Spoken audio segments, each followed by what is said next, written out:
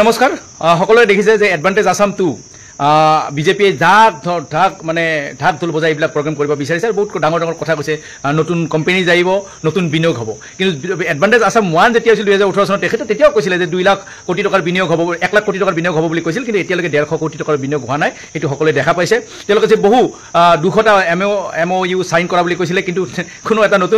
এটা কোম্পানী নাহিলে আৰু তাৰ পিছত পৰৱৰ্তী সময়ত তেওঁলোকে জব মেলা পাতিছিল তেতিয়া আপোনালোকে দেখিছে যে কেতিয়া কিছুমান বাইক ভাল কৰা মেকানিক সাইকেল ভাল কৰা মেকানিক টিভি ভাল কৰা এনেকুৱা কিছুমান সৰু সৰু প্ৰাইভেট চাকৰি দিয়াৰ তেওঁলোকে জব মেলা পাতিছিল য'ত মানে আচলতে শিক্ষিত নিবনুৱাসকলক যে অপমান কৰিছিল তেওঁলোকে ডাইৰেক্টলি সেই কথাটো সকলোৱে দেখা পাইছিলে এতিয়া এডভান্টেজ 2 আহিলে ভাল কথা এডভান্টেজ 2 আহিছে আপোনালোকে কৰক এডভান্টেজ 1ত আপোনালোকে নিয়োগ সৃষ্টি কৰাৰ কথা কৈছিলে কোম্পানী আহিব বুলি কৈছিল কিন্তু এডভান্টেজ আসাম 1ৰ পিছত কিন্তু অসমত 2 লাখ ক্ষুদ্ৰ শিল্প ধ্বংস হৈ গৈছে 2 লাখ মানে ক্ষুদ্ৰ উদ্যোগ বন্ধ হৈছে যেটো আপোনালোকে লাজ পাব লাগিছিল আজি কথা কিন্তু এডভান্টেজ আসাম 1ৰ পৰা আপোনালোকে কি কৰিলে টুইন টাৱাৰৰ কথা কৈছিলে টুইন টাৱাৰ হল জানো এতিয়ালৈকে আপোনালোকে টুইন টাৱাৰ কিন্তু টুইন শব্দটো এতিয়া আপোনালোকে ক'ব পৰা কাৰো মানে এতিয়া মুখত মানে আপোনালোকৰ সাহস নাইকিয়া হৈছে এইকাৰণে হৈছে যে আপোনালোকে মিছা কথা ক'ব পাৰে মিছা প্ৰতিশ্ৰুতি দিব পাৰে কিন্তু আপোনালোকে কাম কৰিব নোৱাৰে যোৱাকালি আপোনালোকে মানে জুমুৰক লৈ বহুত ডাঙৰ ডাঙৰ কথা ক'লে বহুত ডাঙৰ এটা ফাংচন কৰিলে পাব্লিচিটি স্থান কৰিলে কিয়নো অনাগত দিনত যদি ভৱিষ্যতৰ দিনত যদি চাহ বাগিচাৰ শ্ৰমিকসকলে আপোনালোকে দিয়া প্ৰতিশ্ৰুতিবিলাক যাতে পাহৰি যায় তাৰ কাৰণে আপোনালোকে আচলতে পাব্লিচিটি স্থান কৰিলে ভাল কথা জুমুৰক আপোনালোকে বিশ্বৰ দৰবাৰলৈ নিব বিচাৰিছে আমি সঁচাকৈ ভাল পাইছো কিন্তু আপোনালোকে যিবিলাক প্ৰতিশ্ৰুতি দিছিল চাহ শ্ৰমিকসকলক সেইখিনি কৰিলে নাই আপোনালোকে কৈছিলে যে 351 টকা দৈনিক মজুৰি দিম বুলি চাহ শ্ৰমিকসকলক সেইটো এতিয়ালৈকে কিয় দিয়া নাই সেইবিলাক প্ৰশ্ন আচলতে আপোনালোকে উত্তৰ দিব লাগিব আপোনালোকে কৈছিলে চাহ শ্ৰমিকসকলৰ মাজত আমি গৈছিলো চাহ জনগোষ্ঠীৰ লোকসকলৰ মাজলৈ গৈছিলো আমি বিগত সময়ত বিশেষকৈ চতালে অনুষ্ঠান আছিল বা বাগানে বাগানে কংগ্ৰেছ শীৰ্ষক প্ৰগ্ৰামত আমি গৈছিলো কিন্তু চাহ বাগিচাৰ জনজাতীয় লোকসকলে কিন্তু বাৰে বাৰে এটা কথা কৈছিলে যে আমাৰ বহুতৰ ঠাইত এতিয়ালৈকে কাৰেণ্ট পোৱা নাই বহুতে এতিয়ালৈকে ভালকৈ খাব নাপায় আপোনালোকে যিখিনি তেওঁলোকৰ জৰুৰী মানে তেওঁলোকক যোগান ধৰিব লাগিছিল সেইখিনি আপোনালোকে দিব পৰা নাই এতিয়ালৈকে কাৰেণ্ট নাই বহুতৰ ঠাইত আমি দেখিছোঁ আমি বহুত ঠাইত সোমাইছিলোঁ আপোনালোকে মজুৰিৰ কথা কৈছে মজুৰি দিব নোৱাৰিলে আপোনালোকে চৰকাৰী স্কুলৰ কথা কৈছে যে আমি হাইস্কুল বনাইছোঁ কিন্তু চাহ শ্ৰমিকসকলে কিন্তু কৈ আছে জনজাতীয় লোকসকলে কৈ আছে যে তাত কিন্তু এতিয়া পৰ্যাপ্ত প্ৰমাণ কিন্তু শিক্ষক নাই বা ভালকৈ শিক্ষাদান কৰিব পৰা নাই তেওঁলোকৰ ওচৰত যিবিলাক হস্পিটেল আছে এতিয়ালৈকে কিন্তু ভালকৈ আপোনালোকে মেডিচিন ছাপ্লাই দিব পৰা নাই সেইবিলাক তেখেতসকলে আমাৰ আগত প্ৰত্যক্ষভাৱে কৰা মানে সমস্যা বিগত সময়ত আমি নিৰ্বাচনৰ সময়ত আমি কেতিয়াবা গৈছিলোঁ যাই আপোনালোকে যিবিলাক চাহ শ্ৰমিকসকলক এলে যে আপোনাৰ মজুৰিৰ নামত ঠগাইছে বা স্কুলৰ নামত ঠগাইছে বা এইবিলাক কথা যেতিয়া কৈছিলোঁ এগৰাকী মহিলা চাহ শ্ৰমিক এগৰাকী ওলাই আহি কৈছিল যে দাদা অকল এইটো কথাই নহয় তাতকৈ ডাঙৰ কথা আপোনালোকে চাওক হস্পিটেলত যাওক হস্পিটেলত মেডিচিন নাপায় স্কুলত যাব স্কুলত গ'লে আপুনি টিচাৰ নাপাব ৰাস্তা ঘাট আটাইবোৰ বেয়া আৰু তাতকৈ দুখৰ কথা হৈছে কি 250 টকাকৈ যি শ্ৰমিক মজুৰি দিয়া হৈছিল বহু চাহ বাগিচা আছে অসমৰ য'ত 250 টকাৰ পৰা 205 টকালৈকে আপোনালোকে নিয়ে লৈ গৈ আছে লগতে চাহ শ্ৰমিকসকলৰ চাহ জনগোষ্ঠীৰ লোকৰ যি চাহ যিটো ব্যৱসায় সেইখিনি কমপ্লিটলি মুখ্যমন্ত্ৰীৰ পৰিয়ালৰ হাতলৈ নিবৰ কাৰণে আপোনালোকে যি কুচকাউচ চলাইছে সেইবিলাক কথা কিন্তু চাহ শ্ৰমিকসকলে কিন্তু বাৰুকৈ সকলোৰে আগত প্ৰকাশ কৰিছে আমাৰ আগতো প্ৰকাশ কৰিছে মই সেইকাৰণে আপোনাৰ প্ৰত্যক্ষভাৱে আপোনালোকক প্ৰশ্ন কৰিব বিচাৰিছোঁ যে আপোনালোকে যিবিলাক কথা কৈছিল যে 100 দিনৰ ভিতৰত 6 জনগোষ্ঠীক জনজাগৃতিকৰণ কৰিম বুলি কৈছিল তাৰ ভিতৰত চাহ জনগোষ্ঠীৰ লোকসকল আছিল তে চাহ জনগোষ্ঠীৰ লোকসকলক আপোনালোকে জনজাতীয় মৰ্যাদা কেতিয়া দিব সেইটোতো আপোনালোকে নকৰিলে গতিকে জনজাতিৰ মৰ্যাদা কেতিয়া দিব সেইটো স্পষ্টকৈ কওক আপোনালোকে কৈছিলে যে চাহ শ্ৰমিকৰ বাবে আপোনালোকে যিবিলাক মজুৰিৰ কথা কৈছিলে সেই মজুৰিটো আপোনালোকে এতিয়ালৈকে দিয়া নাই ঠিক আছে কিমান দিনৰ ভিতৰত আপোনালোকে চাহ শ্ৰমিকসকলক এই 350 টকা 351 টকাৰ মজুৰি দিব সেই কথা আপোনালোকে স্পষ্ট কৰক এই চাহৰ লগত জড়িত এইকাৰণে কৈছোঁ চাহৰ লগত ঠিক ওচৰতে যিহেতু উজনি অসমৰ প্ৰায়ভাগ জিলাতে চাহ খেতি আছে চাহৰ লগে লগে আমাৰ অসমৰ যিটো মানে সেউজীয়া যিটো আমাৰ সম্পদ বুলি কওঁ আমি যিটো সেউজ সম্পদত আপোনালোকে ব্যাঘাত জন্মাইছে যেনেকৈ ধৰক আপোনালোকে অবৈধ কয়লাৰ খনন আৰম্ভ কৰিছে য'ত চাৰিওফালে আপোনালোকৰ নেতৃত্ব আপোনালোকৰ নাকৰ তলেৰে এইবিলাক হৈ আছে কিন্তু আপোনালোকে এতিয়ালৈকে এইবিলাকৰ ওপৰত একো পদক্ষেপ লোৱা নাই কেইদিনমান আগতে ৰেড হল মাইনিঙত আপোনালোকে দেখিছে যে অবৈধ কয়লা খনিত কিমানগৰাকী ব্যক্তিৰ মৃত্যু হৈছে এতিয়ালৈকে সকলোৰে মানে মৃতদেহ এতিয়ালৈকে আপোনালোকে উদ্ধাৰ কৰিব পৰা নাই তাৰপিছত কিন্তু আপোনালোকে লজ্জা নাপায় গতিকে সেইকাৰণে কৈছোঁ এই যে প্ৰধানমন্ত্ৰী নৰেন্দ্ৰ মোদী ডাঙৰীয়াক মই প্ৰশ্ন কৰিব বিচাৰিছোঁ যে আপুনি যিবিলাক ব্যক্তিৰ ওচৰত বহি আছে ৰাজ্যৰ মুখ্যমন্ত্ৰী তেওঁলোকৰ নেতৃত্বতে যে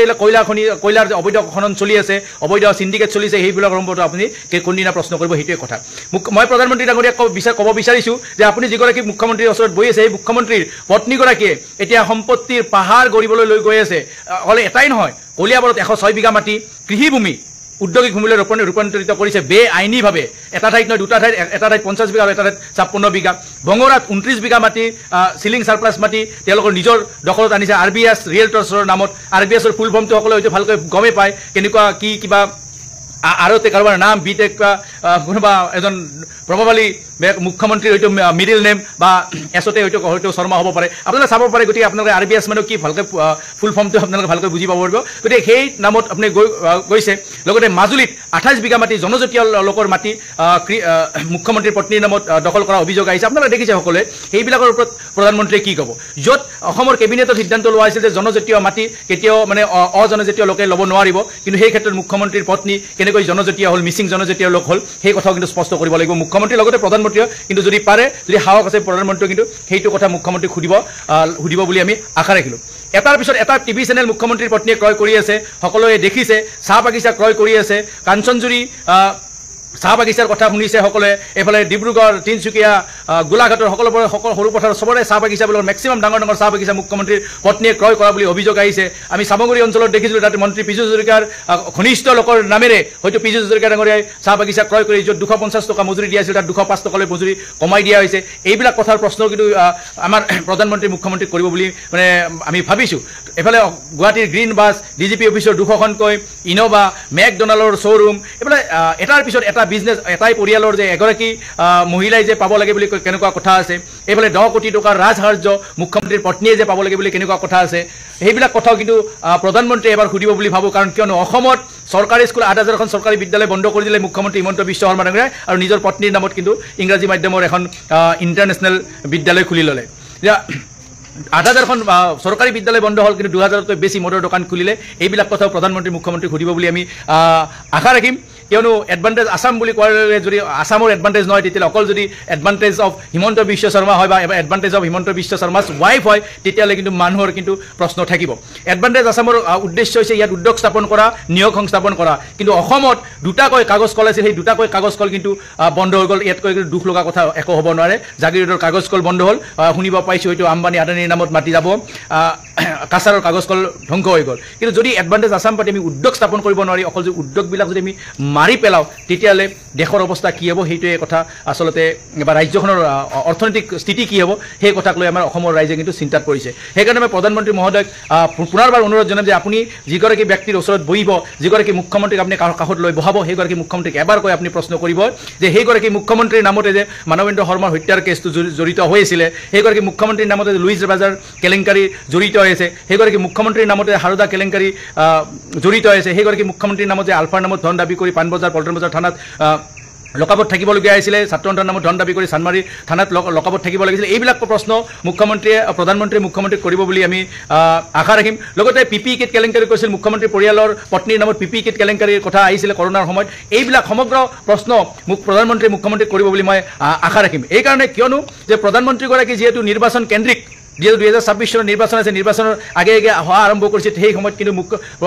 প্ৰধানমন্ত্ৰীগৰাকীয়ে মুখ্যমন্ত্ৰীক কিন্তু এইবিলাক কথা সুধিব লাগিব কিন্তু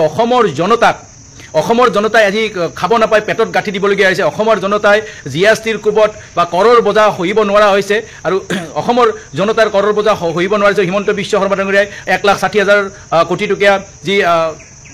ঋণ অসমৰ মানুহৰ মূৰৰ ওপৰত জাপি দি তেওঁলোকৰ যে পৰিয়ালৰ যে সম্পত্তি যে হিমালয় সদৃশ গঢ়িব খুজি আছে এইবিলাক প্ৰশ্ন প্ৰধানমন্ত্ৰীয়ে কৰিব বুলি আমি আশা ৰাখিছোঁ আৰু প্ৰধানমন্ত্ৰী যদি কৰিব নোৱাৰে তেতিয়াহ'লে আমি ক'ব লাগিব যে প্ৰধানমন্ত্ৰীৰ নিৰ্দেশতে মুখ্যমন্ত্ৰী হিমন্ত বিশ্ব শৰ্মা ডাঙৰীয়াই এইবিলাক এনেকৈ দুৰ্নীতি এনেকৈ অনিয়ম কৰি থাকিব গতিকে কালি আমাৰ কৈছে জিতেন্দ্ৰ সিং ডাঙৰীয়াই যে মোদী কে সাথ হিমন্ত কে বিকাশ অনলি মোদী কে সাথ হিমন্ত কে বিকাশ বা হিমন্ত কি ৱাইফ কি বিকাশী হোগা এনেকুৱা আমাৰ লাগিছে গতিকে সেইকাৰণে শেষৰবাৰ মই প্ৰধানমন্ত্ৰীক অনুৰোধ জনাইছোঁ যে আপুনি এইবিলাক প্ৰশ্ন আমি যিবিলাক উঠাইছোঁ এইবিলাক প্ৰশ্ন মুখ্যমন্ত্ৰী হিমন্ত বিশ্বক কৰিব বুলি আমি আশা ৰাখিছোঁ ধন্যবাদ